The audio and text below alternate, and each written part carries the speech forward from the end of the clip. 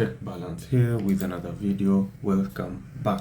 Today we'll be looking at data protection, and the question is usually, what do we mean by data protection? When you're protecting your data in Microsoft Excel, or generally any data that you're protecting, simply implies that you want to prohibit or limit people who have the access to edit that data. Most times you'll find the protection comes with maybe an additional layer of with a password. So if you're definitely liking the content of the channel, don't forget to hit that like and subscribe button.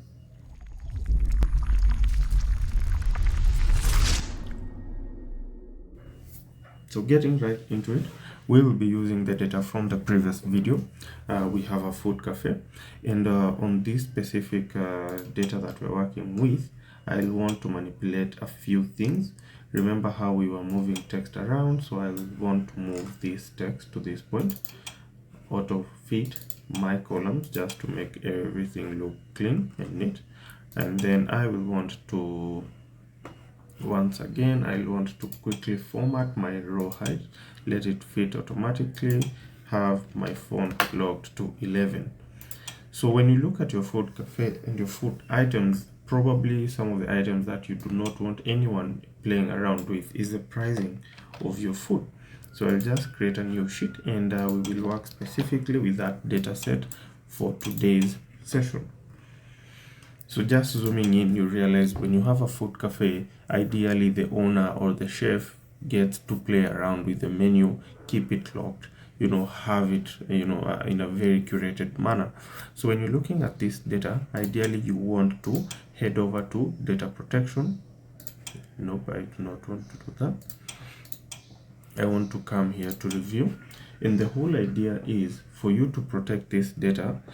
Ideally, you want to first of all select what can be changed, what cannot be changed. If I do not select anything and I protect the worksheet, for example, let's look at this by clicking on protect sheet. When I head over to this point, you see the options that I get are quite numerous, some of them being there by default, which come as select locked cells. Whoever is working with this data can select the locked cells and also can select the unlocked cells. However, what they cannot do is everything else that is not checked, which means they cannot format the cells, they cannot format the columns, they cannot format the rows, insert columns, insert rows, hyperlinks, delete columns, rows, or any data. They cannot perform any filtering by sorting the data. They cannot use an auto filter, pivot tables, pivot charts, edit objects, and edit scenarios. So for example, right now we want to protect the sheet and its contents of locked cells.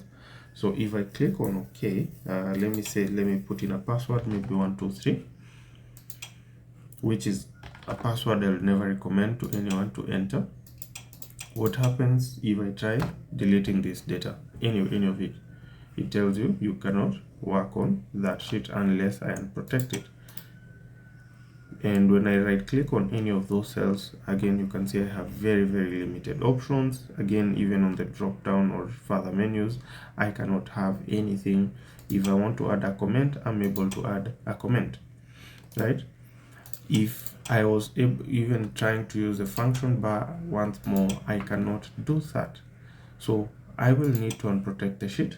I will put in my password, and let's say I want to allow whoever accesses this menu to be able to edit this data. So I will go to format cells, right click, after selecting your range of cells, right click, head over to format cells, protection, and keep that box unchecked, which means that specific range, once we protect the sheet, will be unlocked for editing.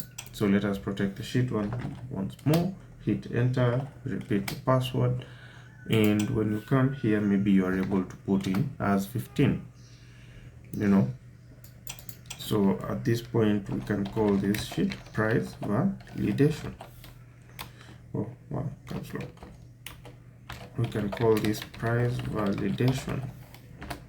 So now we are able to retain our menu items locked, but we are able to retain the ability to edit the prices say as future economic factors come into play. If we come back to our initial data range where we had copied this, are we able to edit this? Yes, we are.